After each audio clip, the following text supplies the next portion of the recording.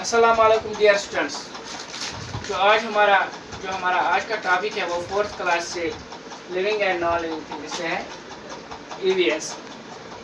मैं सबसे पहले आपको ये बता दूं बच्चों कि लिविंग थिंग्स क्या है। इसकी डिफिनेशन मैं लिखूंगा। Those things which need food, air and water are called living things. Example: cow, man, dog, lion, tree, etc. Cow, guy, man आदमी, डॉग कुत्ता, लाइन शेर, ट्री पेड़।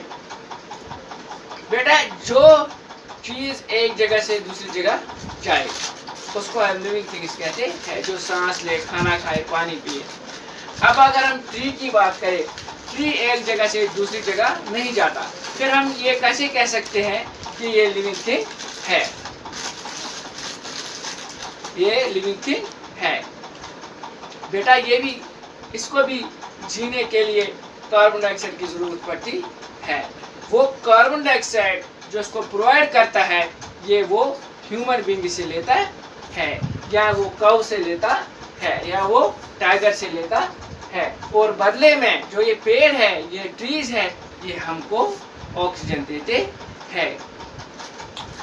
ये जो पेड़ है, ये ट्रीज है, इन्हीं की वजह से ट्रांसपिरेशन में भी मदद मिलती है। ये इकोलॉजिकल बैलेंस को मेंटेन करते हैं। अब अगर रेकलेस कटिंग ऑफ ट्रीज हो जाएगी तो इकोलॉजिकल बैलेंस नहीं रहेगा। तो पेड़ों के लुप्त हो जाने से बारिश भी बहुत कम पड़ेगी, जिससे वातावरण पे बहुत बुरा असर पड़ेगा। ड्राउट आएंगे, फेमाइन पड़ेगा, हर जगह सूखा होगा। बेटा ये इसके साथ जुड़ी बातें थी। अब मैं आपको नॉन लिविंग थिंग्स की डिफिनेशन दूंगा। Non living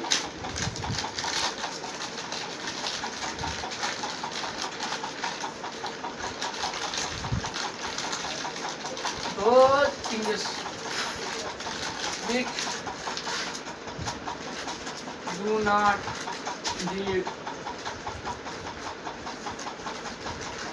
food, air, water are called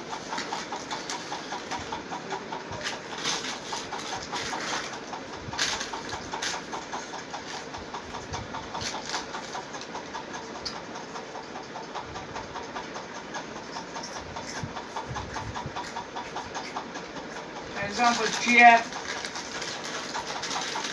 table,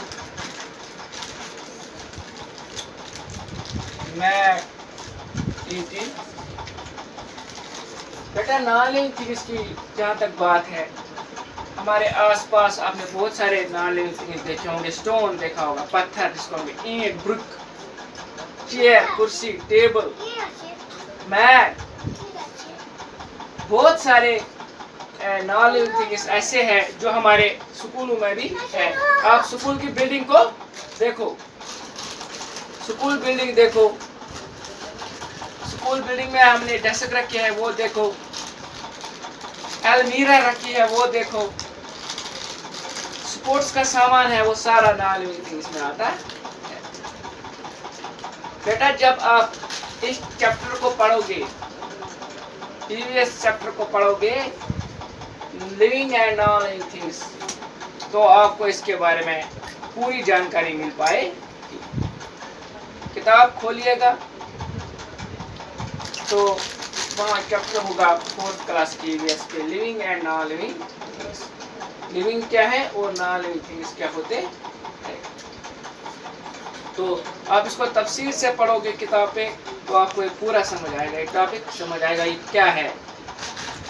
तो पढ़ने से ही, रीड करने से ही, किताब को पढ़ने से आप बहुत जानकारी हासिल कर सकते हो।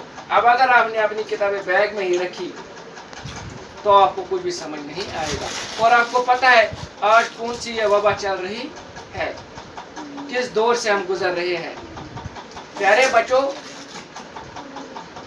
ये जो महामारी है या ये बीमारी जो है, इसने आज पूरा पूरी दुनिया मलवस है।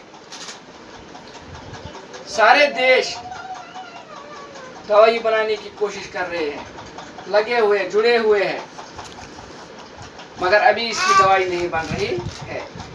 तब तक के लिए हमें अपने घरों में से बैठना पड़ेगा। हाँ, अगर हमको कोई मजबूरी है, कोई ज़रूरी काम है, तो ही घर से बाहर निकलना है।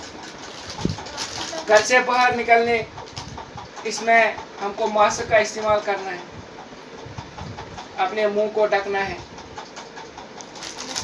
भीड़ भाड़ जहाँ हो वहाँ जाना, वहाँ अवॉइड करना है।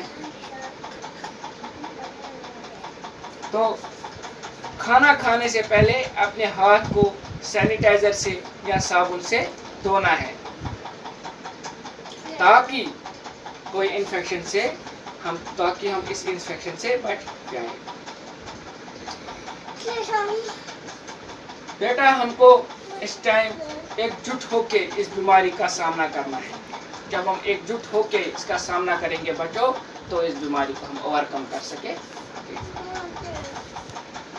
तो बेटा, आप इस टॉपिक को आप फिर से पढ़िएगा, किताब खोलेगा, समझिएगा, तो आपको इसके बारे में नॉलेज मिलेगी और इसके बारे में पूरा पता चलेगा। अल्लाह आपको खुश रखे, अल्लाह आपको सलामत रखे।